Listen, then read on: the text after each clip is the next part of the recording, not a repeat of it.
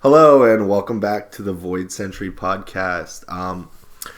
We are on break this week. This is Adam along with Ed. We're on break this week, so we're kind of just gonna springboard and talk about a little bit more of our Okiku traitor theory. We're gonna go through who we also think the other traitor might be, if it is potentially not Kiku, and just a little bit more into Wano, and we're gonna do some freestyling towards the end. So basically, just to recap what we talked about last week, we posed the theory that Kiku might actually be the traitor. I kind of blanked on one of my points last week, so I just wanted to go ahead and reiterate.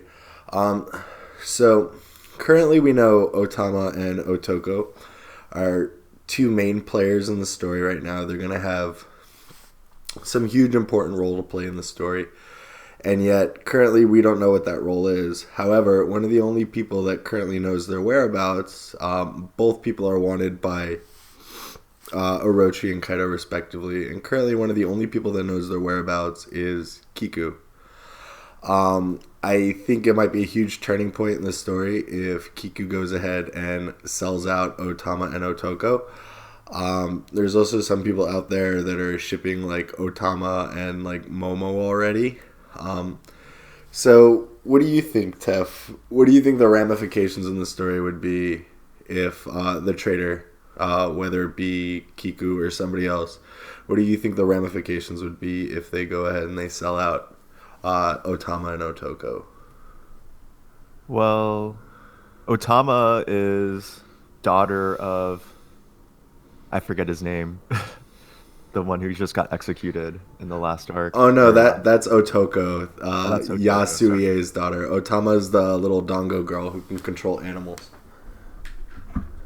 Oh yeah, they're two different girls. Oh yeah, totally. One's like, "Daddy, I love you, but I can't cry," and the other one's like, "Ace was my big bro, and now he's dead." Oh yeah, so Otama is important because we've seen that she can control Beast Pirate with the the smile fruit users with her ability. So them having that power to having her devil fruit power takes it away from us, or the good guys, let's say, so that can't be used against the Beast Pirates. So I think that's a big deal. And then Otoko obviously being daughter of the icon Yasuie, and man. Yasuie, yeah. So I think that it would be a huge morale boost with Otoko, and Otama would be kind of getting rid of enemy weapon from the Beast Pirates. But all right, so I'm gonna tinfoil hat here for a second. So I mean, we don't know anything about Otoko's mother. In the flashbacks, we never saw anything about Yasuie having a wife or any kind of partner or even a concubine or something like that. Do you think whoever Otoko's mother is going to play an important role in the story, or could play a role in Wano? I have no idea. I think it's possible that we hear nothing about the mother, and she's just there, or doesn't exist in the story. Because there have been many characters where only one parent shows any sort of role within the plot, the overarching plot. So yeah, I think it's possible that the mother doesn't actually appear. I feel like at this point in Wano, if we just get a surprise mother, unless it's a character that we already know who it is, I think that it would feel a little cheap from a storytelling perspective. Yeah, Oda doesn't really like moms. I think the worst mother we could possibly see in Wano, besides Big Mom, who we already see, is like a retcon Zoro's mom. Zoro, Cool. Yeah. that would be cool. I mean, I think it would just kind of cheapen it. Do you think? How would you feel if Oda was completely oh yeah, Zoro's such a strong swordsman, not because he got there through hard work, but because he's a descendant of Ryuma kind of thing? I think that's that kind of cheapens his character. It takes away from what he's accomplished on his own, really, because we've seen the effort he's put into becoming a great swordsman, training with stronger swordsman than he is. that sort of stuff. So it kind of just takes away from Zoro if it's just given to him due to good genetics only, or like not his own merit. No, I totally understand. I'll just lay it on the line right now. Zoro's probably like my favorite Straw Hat besides like Luffy. And yeah, I think Zoro's parents being ambiguous right now is kind of like, I mean, I think Sanji's backstory really had like an importance. It really had a role to play. I feel like Zoro's parents just coming out of nowhere. I feel like it doesn't have like any role to play because like Zoro never knew his parents as far as we know. Like his parents, they're dead or Zoro was an orphan. Like they've never played an important role in this story. Like why now? Does Zoro need like his parents showing to like elevate his character? Yeah, I don't think that Oda would go into Zoro's family at all. Honestly, I think that Do Dojiro, is that his name? Uh No, Koshiro, you're talking about Koshiro. like Yes, his sensei? his sensei. I think that that's enough of a father figure. Just so I don't know if we'll. Plus, there's just so little time left in the story. I think that after Wano arc, it's probably only one more arc, maybe two, where I don't think that it's likely we'll see Zoro's parents at all, and I'm okay with that.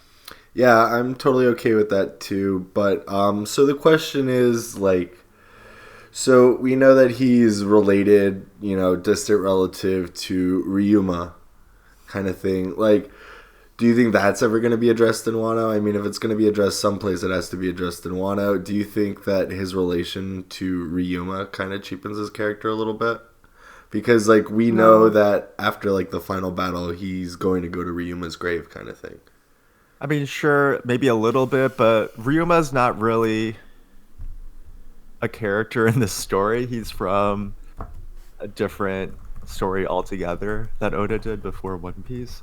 So, and I guess he is in One Piece during the Thriller Bark era, but he's just kind of like a side character that you just see once and then hear about. But yeah, I don't think it really cheapens it just because we don't know too much about him, and he's kind of just they don't make a point to go through the history of Ryuma and show like how great he is, and like that's how Zoro became strong. Like I don't think so. I think that it's just kind of like a way to tie in Oda's old works, previous works into One Piece.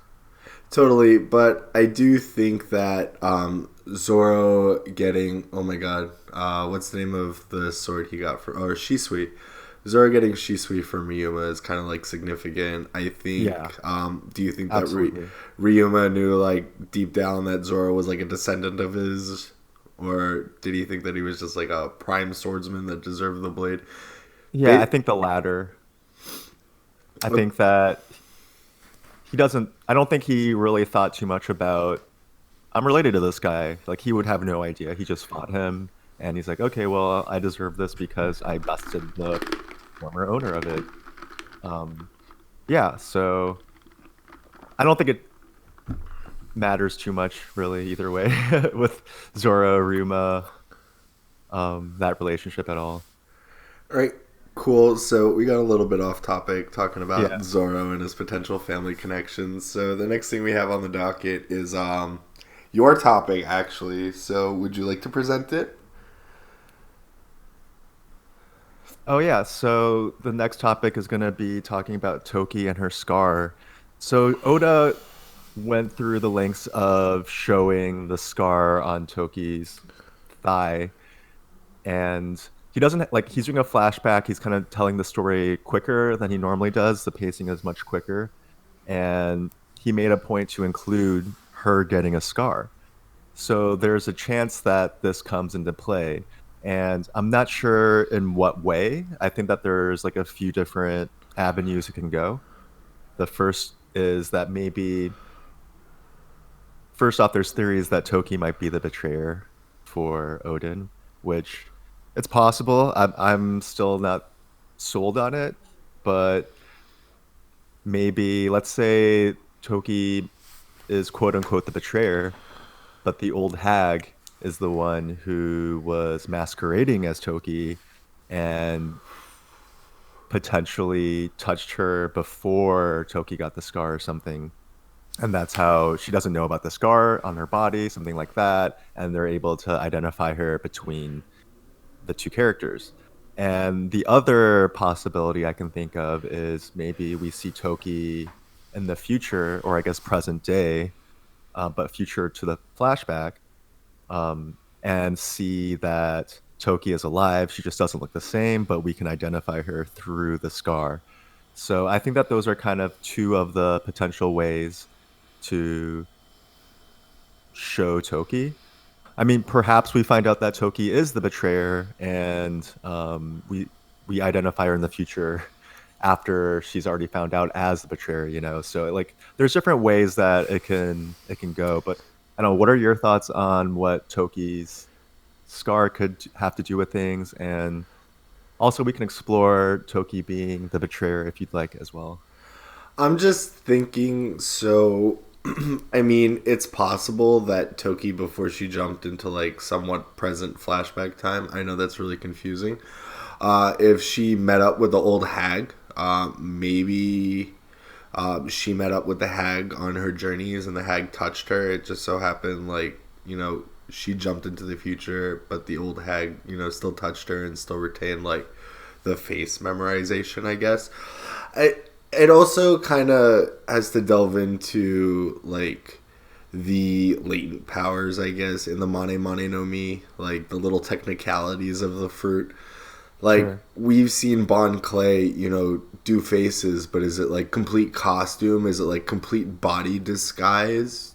No, Do usually he's just wearing the same exact thing, and you can't really differentiate the body most of the time. Yeah, that's what I'm saying, because as I recall, I mean, it's been forever since I've seen anything related to Alabasta, but as I recall, Bon Clay is still wearing, like, his big swan headdress, and the only thing that Yeah. changes is his face. Yeah, that's how I remember it too, but we could be mistaken. But if that's the case, then yeah, maybe she just wouldn't even she wouldn't even know about the scar potentially, so she wouldn't know to make the scar with the Mane Mane, if that makes sense. Yeah, so I agree with that. And oh yeah, so there was another theory that I saw regarding a different scabbard that could be a potential traitor, which is Konjuro. And part of the reason is that there's kind of like a list of things that the betrayer did.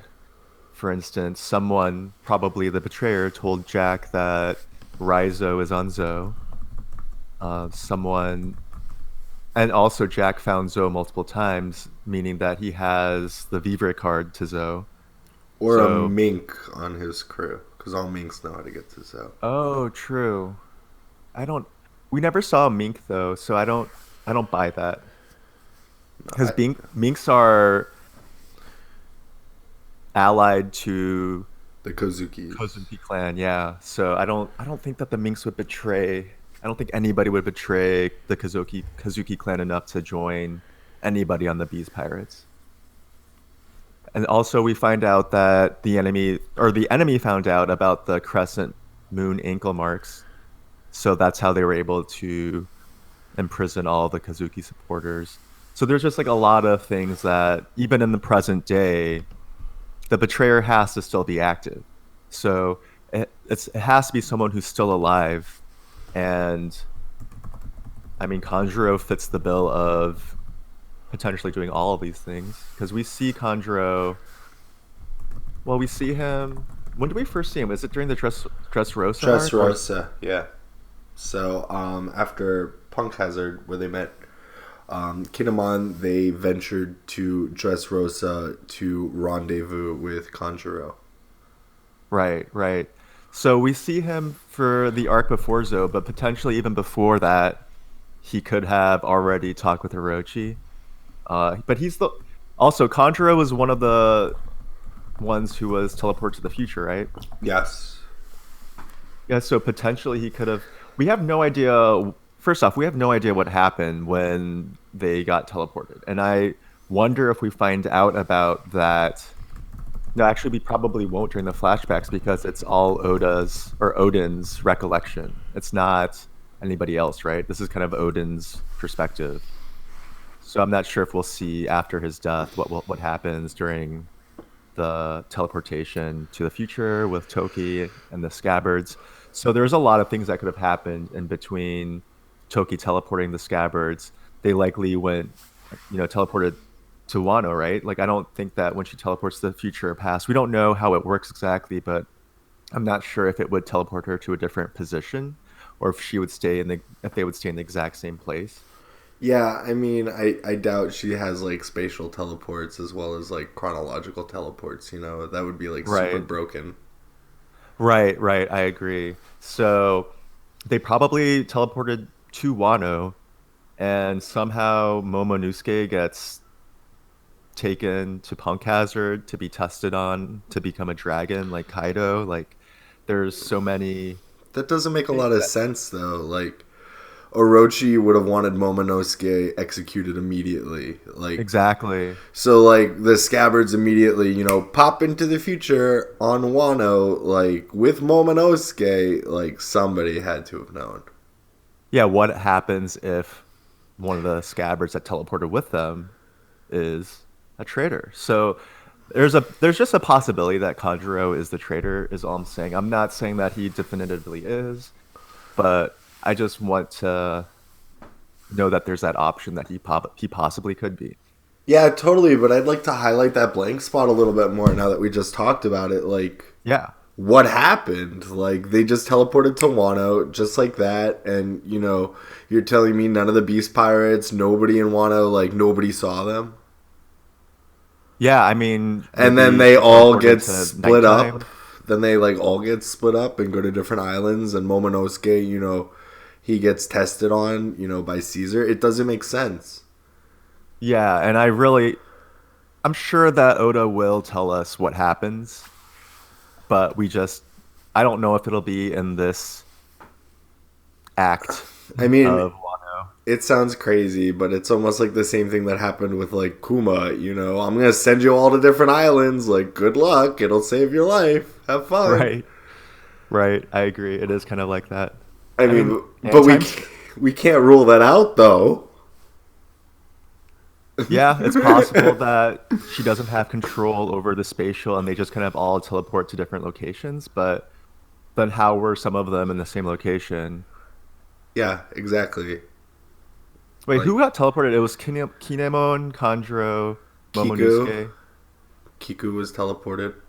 Oh, Kiku was teleported. Okay. Oh, that's why Yeah, she's so young looking, obviously. yeah, we forgot that last time.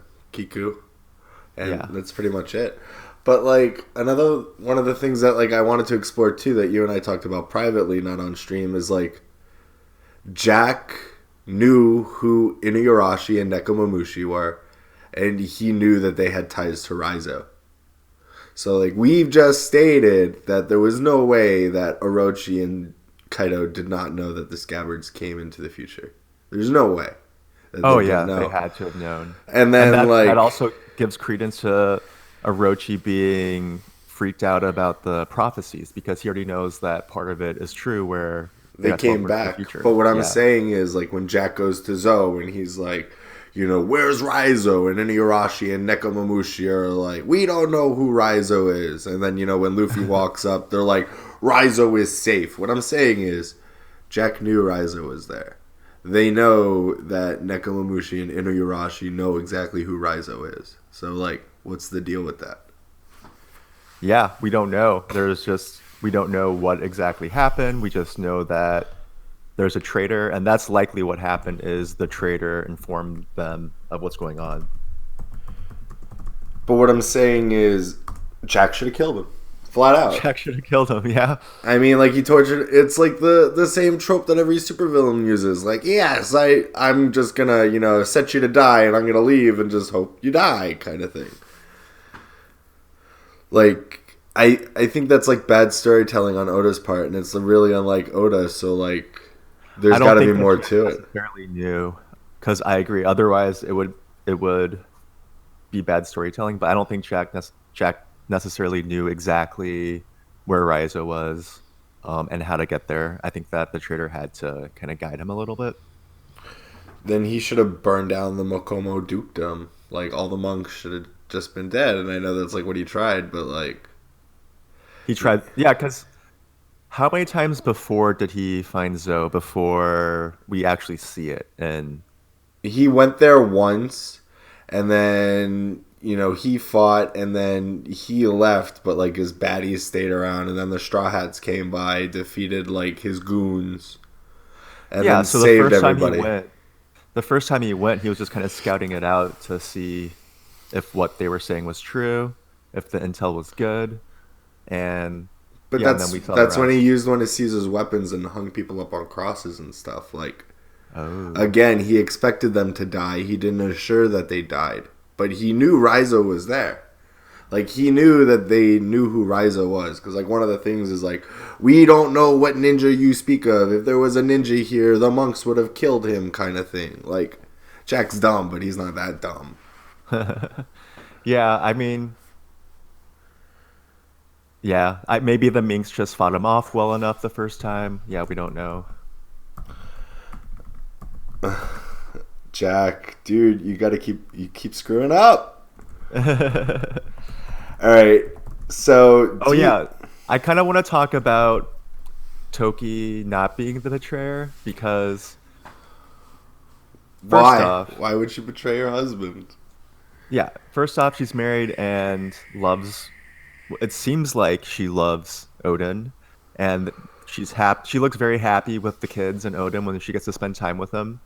Uh, I think that also we learn that her family. So her family name is Amatsuki, and they were subservient to Kozuki. So even in the past, it was like that when, like, from her time, because I think the Kozuki clan was the leader of Wano like the entire time until Orochi came by. So yeah, her family is already subservient, and to our knowledge, they were subservient until their family died off when Orochi's father poisoned them all. So I think that it doesn't make sense that this family that was subservient to the Kozuki clan until their death would betray Odin. Yeah, like, I mean, it's hard. Like, it doesn't make sense. Like, is she like a sleeper cell? Like, all right. So as far as we know, Toki was on some random island. She was trapped. She's like, oh my god, I'm gonna have to jump into the future again. I'm never gonna make it to Wano. And then Odin showing up. He's like, "Oh, I smell a lady." Big Chad Odin mode, and he's all filled with water and all swollen up because he was just dragged behind a ship for 3 days. And he shows up looking like a omibozu, and he's like, "I'll save you." And then him and Toki, they travel together on Whitebeard's ship. They have kids. They travel together on Roger's ship. She's very supportive of her dream. She makes it back to Wano. She does whatever she needs to do to integrate back into the Kibi region and elevate it while Odin's not there. Even goes so far as to put her own life in mortal danger for Odin's children and her children as well. But Yeah. like everything that we've seen from Toki, she's a good character. Why she wouldn't have to betray her husband? And even furthermore, okay, one of the things that the betrayer did, right, that we talked about with Konjuro was um to tell Kaido where Zoe was. She's how would she know where Zoe is? Yeah, she didn't even know how to get to Wano. Yeah, so like we don't even know where Toki is in the story. As far as we know, she's dead, right? As far as we know, when the castle burned down and she popped everybody into the future, she died. So like, how would she be able to tell everybody where Zoe is if she's dead, or that Yeah, Rizo's on right. Zoe? Like, if she was really the betrayer, she'd be like, "Okay, well, I'm gonna pop you out in 20 years in prison," kind of thing. Exactly. Like, "Hey, Like, Orochi, build bars right here, and in 20 years from now, on the dot, like, you I got mean, as him." far as we know in the story, it was her dying act or one of her dying acts to teleport and save them, and then like she died. That's how I thought what happened. Obviously, there's room for her not to be dead, so we don't know exactly what happened until we get to that point in the story.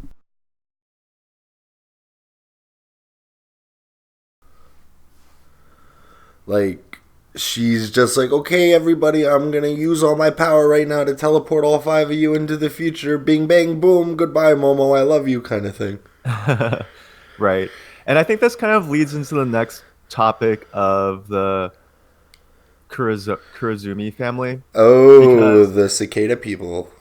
Kurazumi family is the one that poisoned off Amatsuki family as well as all of the other families that were subservient to Odin.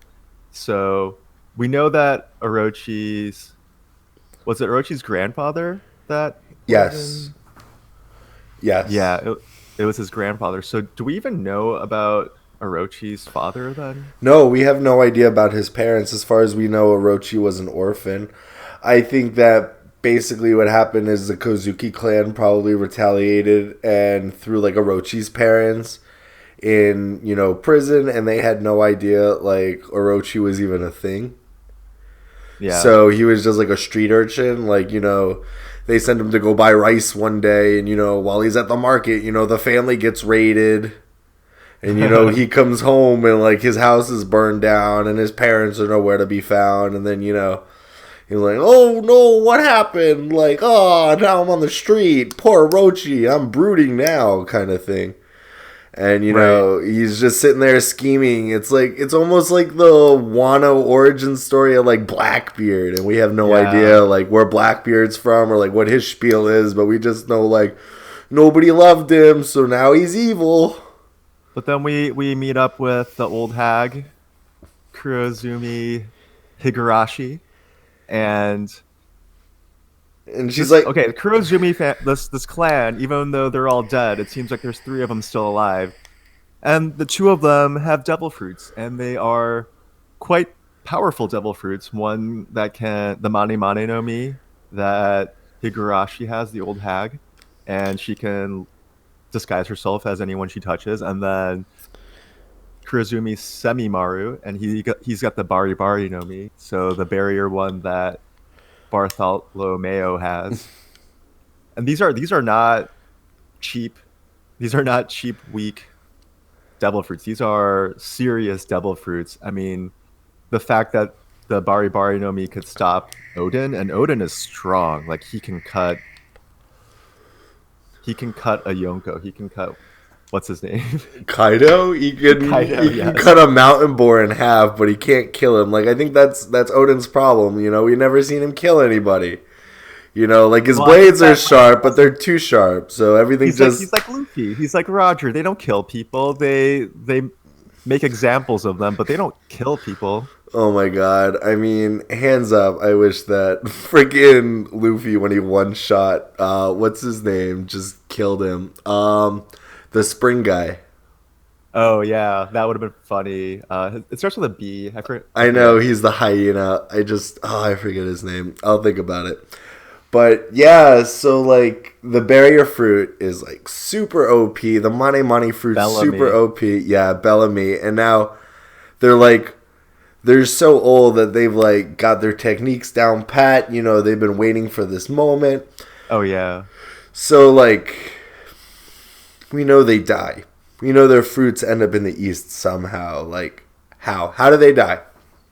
I feel like we're Old gonna see them age. die. I think that they're gonna die, and I think that it's gonna be part of the story. We're gonna see it happen in this flashback. I think Um, that we're gonna see the two old people die and their devil fruits getting passed on to go off of Wano with Koshiro, potentially, was our theory from last week. But I think it's a good idea that it'll happen just because he looks so much like Danjiro.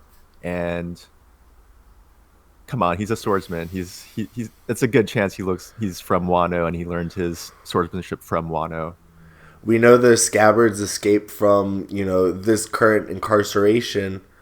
Right. So like how Or I some my head canon is like when these old people died, Denjiro's kind of like in the market and he's like stealing from a fruit stall and he's like, oh, those are weird fruits kind of thing. Like 5 finger discounts them, puts them in his little hip sack and just like runs off laughing into the wind. poor Kawamatsu. I think Kawamatsu's the only one who didn't escape. out of all the scabbards. Well, he did. He initially did escape. Oh, he did escape, and Yeah, then because him and Hiyori worked together for like 3 or 4 years. Like, something. that's Oh, the thing, too. Like, Orochi, he knows. Like, he's not as dumb as Oda wants us to believe. Like, Orochi knows that all the scabbards are still in Wano. He knows the rebellion's still a thing. So, like, he's not freaking out unjustly. Like, he's aware of all of it. yeah, you're right. Like, he's really a much more sinister character than he's painted to be. And I hate him so much. But, like, Oh, he's painted to be plenty sinister in my mind. But yeah, oh, he kind of comes off a little dim-witted, but he is not. He is conniving. There's no way that a dim-witted fool could have a Yonko like Kaido under his belt protecting him, and he's just like this weak guy, you know? Like, no, he's got to have the smarts. He's not dumb. so then, like, furthermore, so then what do we think Kaido's in Wano for? Just territory? Yeah, I don't know how they convince Kaido I to think, protect them. I I have think no it's idea. something that has to deal with the Void Century and Raftel. I honestly think Kaido's sitting there trying to, get some of the knowledge that Odin had about the One Piece and about Laftel and about the Kazukis and reading the poneglyphs. I think I on it. Oh, what if Kaido is specifically in Wano to find Momo because he thinks Momo can read the poneglyphs? Uh, yeah, I don't know. It sounds unlikely because Momo was there at the same time that Kaido was there in the flashback. Yeah, but again, they tried to capture and kill Momo while Odin was off the island, and Kaido still wasn't at full power, as he admitted last chapter. Yeah, so capture and kill is not the same as waiting for someone. Well, now Uh, he's currently still there waiting. yeah, I don't know. I think that maybe. Yeah, I honestly I can't give any guesses right now as to why Kaido is linked to Wano and what. I mean, like, what's cool about Wano is that it's feudal Japan, and in feudal Japan stories, there's a lot of great serpent dragons that are evil, that are bad, that are terrorizing the land, and then like a great samurai saves them and slays the dragon. That's like the Japanese version of the dragon and the slain dragon mythos that we learned in the West here, and it's cool. Like, so I feel like that's part of the reason he's in there. That meta of them being in Japan, and it's a classic Japanese tale or a classic tale worldwide even of a man slaying a dragon that is endangering the people, holding Totally. it hostage. So, I've got a question for you to segue into that. You ever read the One Shot Monsters where Ryuma's from? Oh yeah, yeah. So, you know about the dragon horn? I don't remember. No, it's been So, the whole premise probably 10 is years since I've read it. So the whole premise behind Monsters is, for those of you guys that don't know, is a group of bandits, kind of like in Kinemon's flashback, initially like Odin's flashback. So a group of bandits steal this thing called the Dragon Horn, which summons a dragon, and they blew it, and then like a dragon came. And then like Ryuma, he's the only one who stands up and slices the dragon in half, kind of thing. But the dragon horn was never destroyed. It's an artifact. So potentially it's an artifact that's still on Wano. So what I'm getting at is like, do you think that Kaido's got to have like a dragon battle? Do you think like the good guys find this dragon horn, blow this dragon horn, and then like a real dragon comes by, and then like Momo, who's got the voice of all things, just like takes control, and it's kind of like a Megazord battle kind of thing, dragon on dragon? I'm gonna say that a dragon battle sounds amazing, and it sounds totally up Oda's alley to do something that ridiculous. But also, it's pretty ridiculous, so we can't say for sure that it would happen. But it would be very cool, and it's plausible that something like that would happen, and it'd be another great throwback to to monsters, like the one To shot. monsters, yes. The I, one shot. I think it would be. I think it would be awesome. I think it's right up Oda's alley. But I think right now it's like super headcanony, and I'm kind of embarrassed even just saying it. Yeah, and But also like in monsters, the dragon was a bad guy. So another way that this can go is maybe the horn existed, and maybe that's what ties Orochi to Kaido because Orochi blew the horn when or Kaido came because he's a dragon. it could be. Actually, that's a good theory too. Yeah, because we know that there is a secret vault in the castle. Remember when we first saw like the raid on Orochi's castle when Robin was in there, all sneaky stealthy getting information, the courtesan has her audience with the shogun kind of thing. Yep. Remember the Oniwabanshu were in like this little safe area, and I believe Nami infiltrated it with Shinobu, and I think Brook was there too, or maybe I'm getting confused. But I do specifically remember that there was stated that there's a vault under the castle. So for all we know, the dragon horn could be in that vault. Yeah, it's very possible. Oh man! So now you're telling me that there's two dragons? No, I'm telling you that maybe Kaido is the dragon linked to the horn. Oh, not necessarily, because like Ryuma killed the dragon initially, but what if like it's like almost like a dog whistle for dragons? Right. But it's got like a right. mutable power, so like maybe that's the reason Kaido is stuck in Wano. Maybe that's why he can't what I'm leave. leaning towards is that whatever dragon will be binded to the horn, whoever blew the horn. That's a great theory, because maybe when Kaido was on Rock's crew, maybe he didn't have the fruit. Maybe he didn't get the fruit until after he went out and did his own thing and decided he wanted to be Beast King. Yeah. To be honest, we don't even know. Maybe he's a dragon who ate a human fruit. I mean, it's possible. There's at least two that we know of. Yeah, we know Chopper and Sengoku. Chopper and Sengoku, yep. So it's possible that he got like the Oni fruit. Yeah, maybe it's an Oni fruit that he got, or maybe he got a human model Oni. I think that's like the consensus. Well, oh really? Because Oni is like isn't that a demon? Yeah, but like the Buddha. But is it a human demon? Yeah, so it's like the Hito no Mi model Buddha. That's the mythical one, and then Chopper's the normal Hito no Mi. So some people think that it's like the Hito no Mi model Oni fruit kind of thing.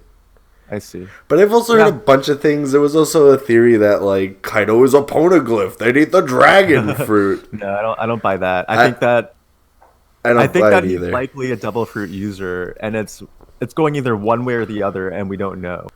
We've yet to see him in hybrid form though.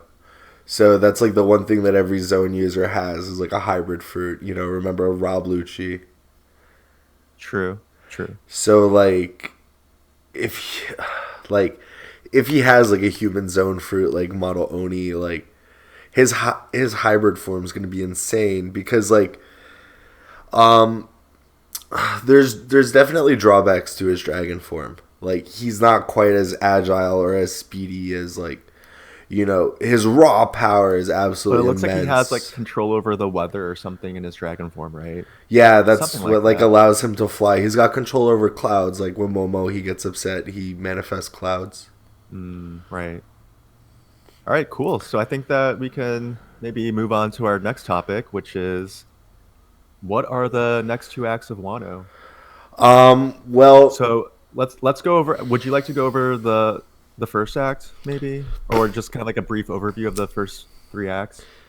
Yeah, I mean, I could do the first one. So, like, sure. The first act was, the Straw Hats arriving on Wano. Oh, actually, this brings up one of my favorite kind of moments.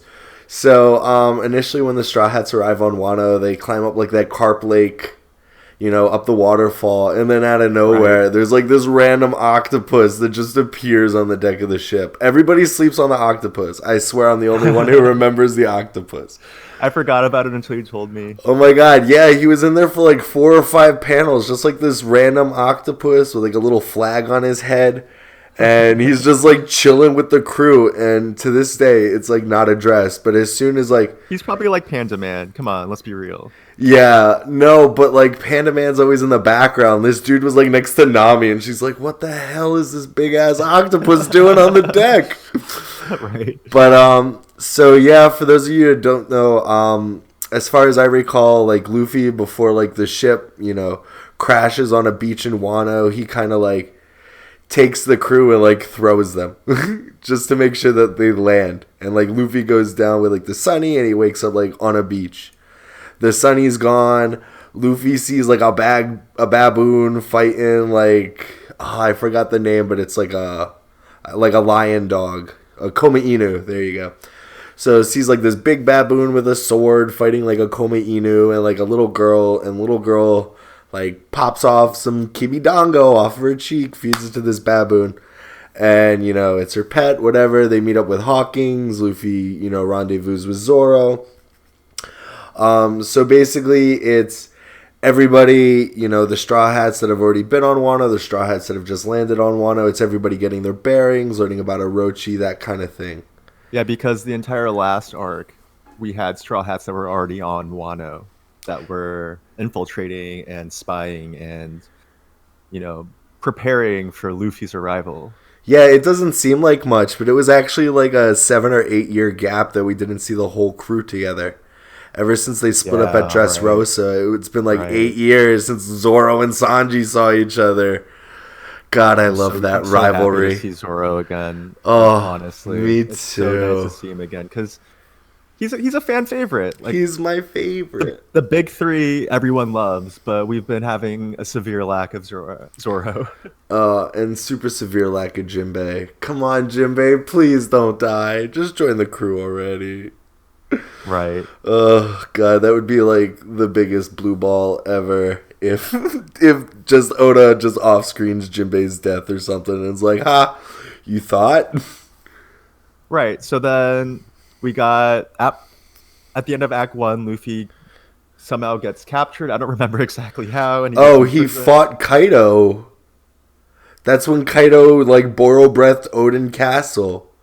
Oh yeah. And like Luffy tries to like punch him, and Kaido just hits him with I forget the name of his big mace, and just Luffy's just, and then he ends up in prison. We get a prison montage. We see Big Mom fight a freaking Brachiosaur, and then Big Mom gets captured. This is Act 2 now, right? Yeah. This happens during Act 2. So in Act 2, Luffy gets captured and meets Hiro Goro. We meet Hiro Goro. He gets kind of like a level up because Hiro Goro is we see him as this weak, puny man, and we learn that he actually used to be a huge mafia boss and just a badass. So he's kind of training Luffy, even though Luffy is physically stronger.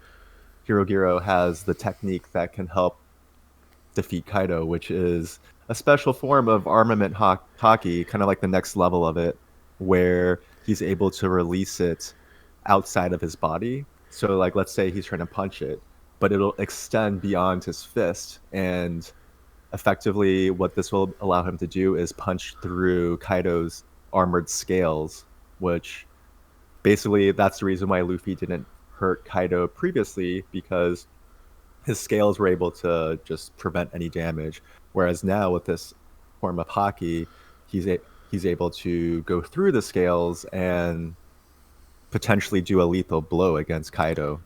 Yeah, so I think the way he described it is actually like filling your enemy up with like your hockey.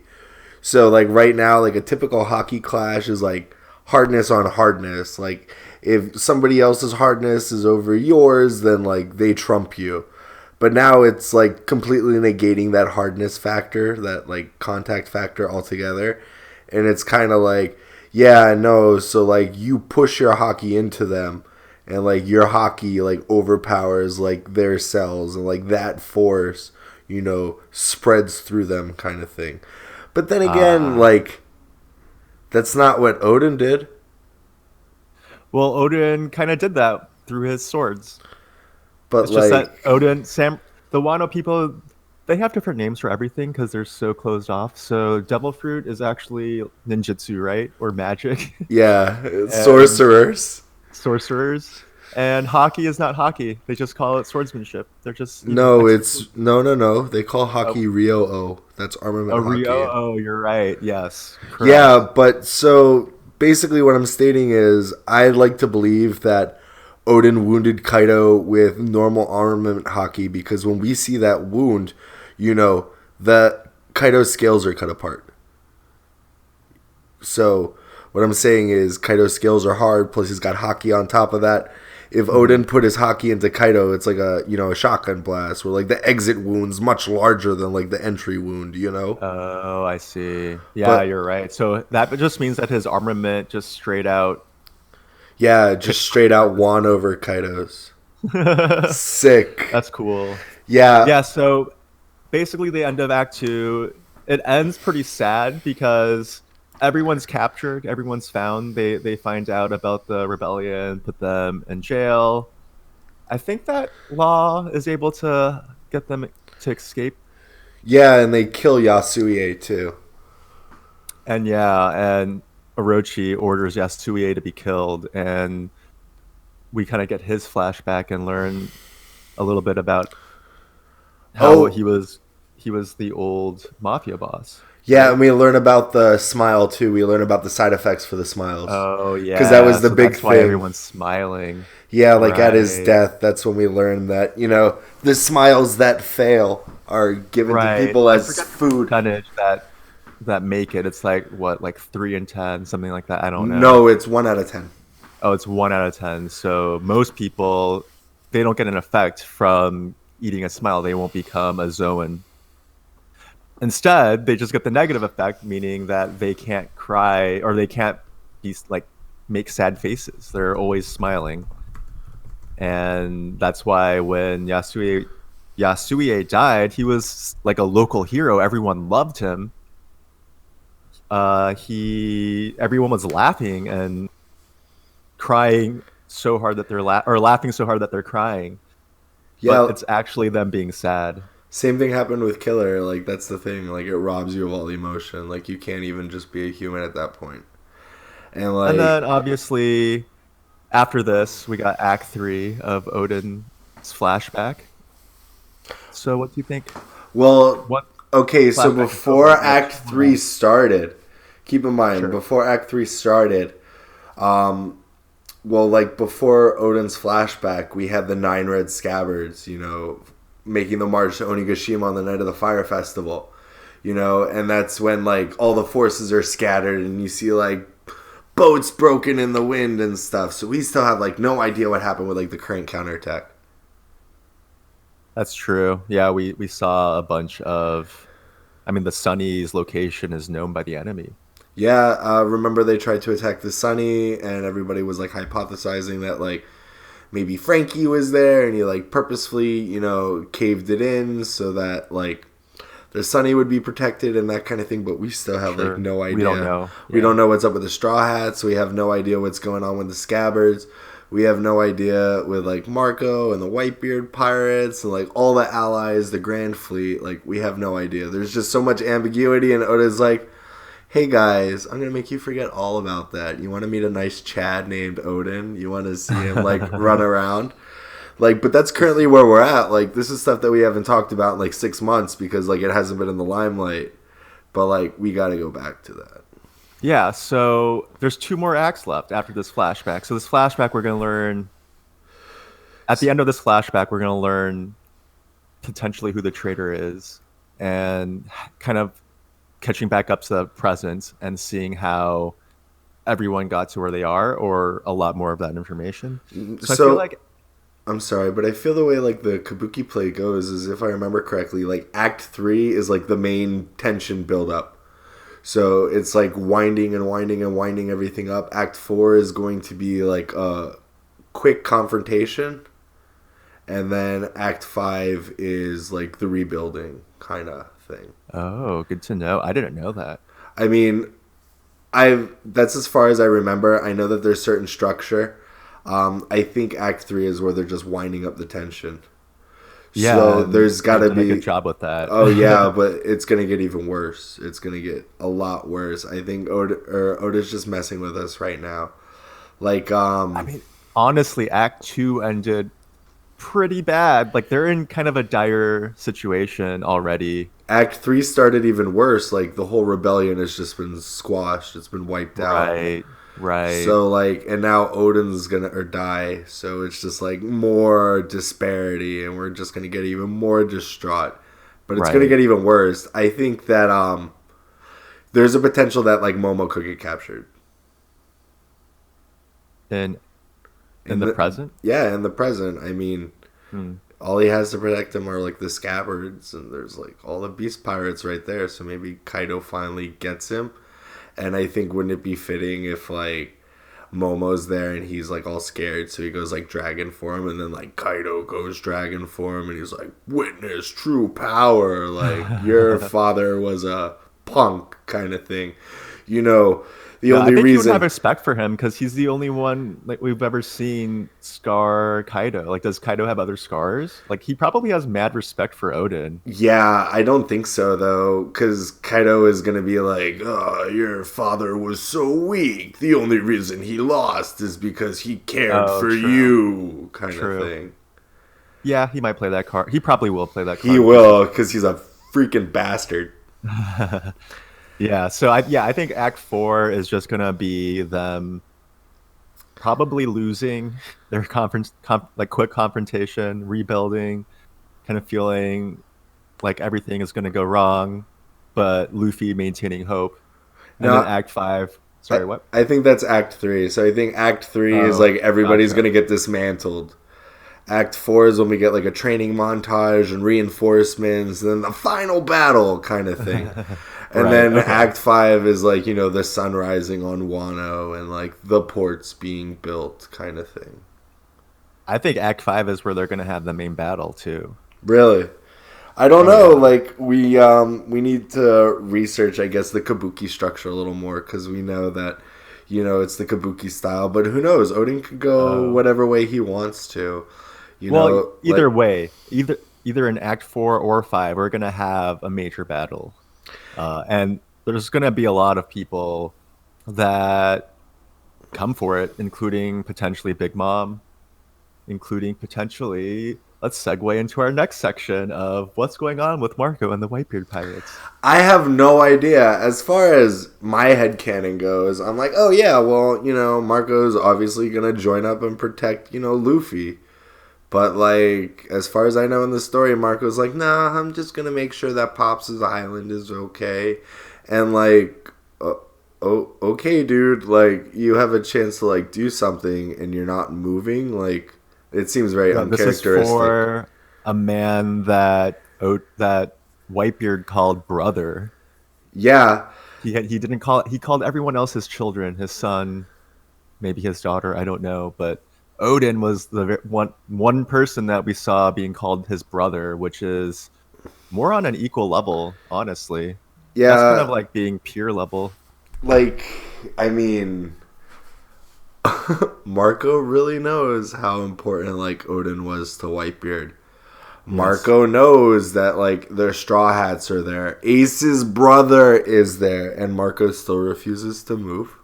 But I mean, I think we can both agree that even if Marco doesn't send or doesn't go himself or send other people, I think Izo's gonna make an appearance, don't you? Like Like he has to. Like it just feels so perfect. This is I the best. mean, what? So like Izo's gonna show up in Elbaf or like Raftel? Like where else is Izo gonna show up? Like what? No The offense final to battle for yeah, no Laugh no I don't know. offense to my man Izo, but like, dude, if you're gonna play any role in the story outside of like Marineford, you need to like get It's your the ass over Wano here. arc. Yeah. Yeah, like your brother's here. Your lord is dead. What the hell are you doing? You know, Right. shave your beard, put your face makeup and your kimono back on. Just go ahead and just Wait, wipe off Izo has a the. beard now? No, I'm just saying, like if he's just sitting around decaying, drinking in an inn somewhere. Right. Put your kimono back on, dust off your blunderbuss, and let's go.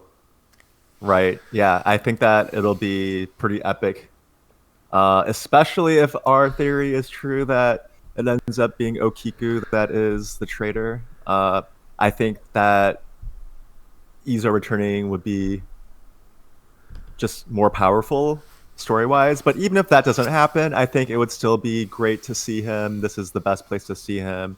And getting finally reunited with his brother, one way or the other, will be very touching. Yeah, like even if Izo shows up, lands on the island just to get like tail swiped by like Kaido in dragon form, like I'm cool with that. Like at least he showed up. Right, But right. like if you show Izo in any other arc and you forget to show him in like the Wano arc, it's like so then why would you even write him in the first place as being from Wano? Yeah. There's got to be some ramification behind it that we know he's going to be important. We just don't know how he's going to be utilized.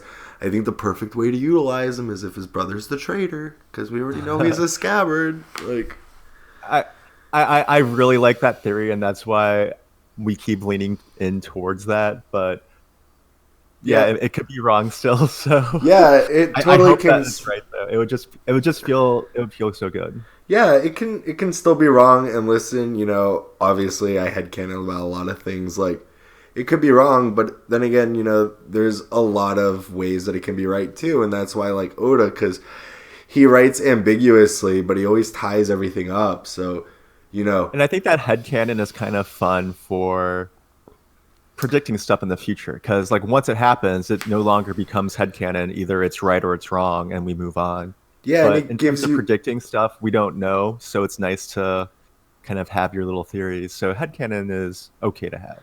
Yeah, like the whole reason I got into One Piece series in the first place is because it gives me a reason to like think about the series and interact with the series while I'm waiting for like manga chapters. Oh yeah, I mean that's pretty much the entire reason why we're even doing this podcast is to, I to love talk. One Piece, but there's not Yeah, enough out there. right, right. So yeah, also I want to move on to Jinbei and where is he? Will we be seeing him in this arc? I hope so.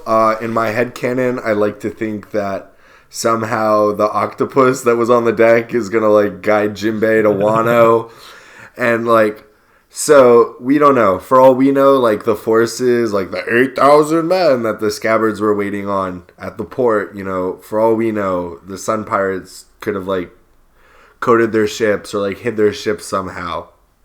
Oh Could yeah, have that'd be could have like cool. mobilized the force in like a different way. Who knows? Who Yeah, it'd be great actually because Luffy actually has a fleet. He has a fleet now. People will ally with him and come for his aid. one thing I'd like to bring up though that I just thought. So we did get the scene where the complete forces of the Nine Red Scabbards and the rebellion were wiped out, right? And then Odin's flashback started and we got introduced to the Pig Mountain God.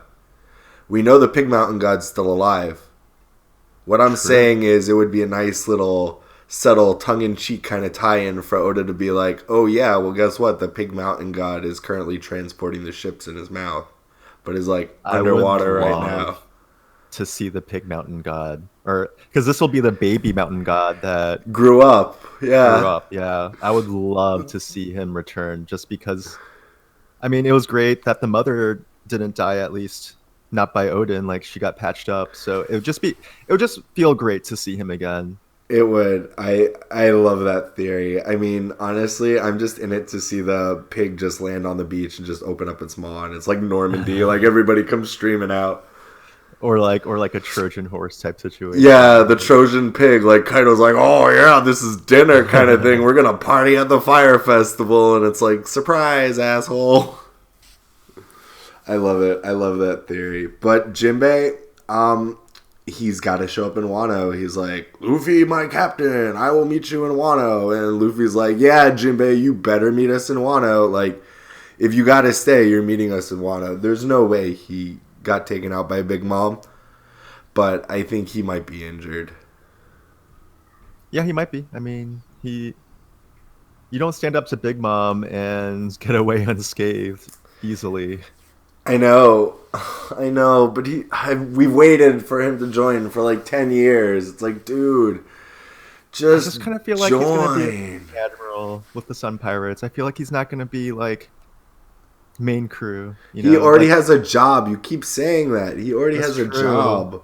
But he's never with the crew, just like how Vivi is. But, like, yeah, Vivi, Vivi yeah. doesn't have a job.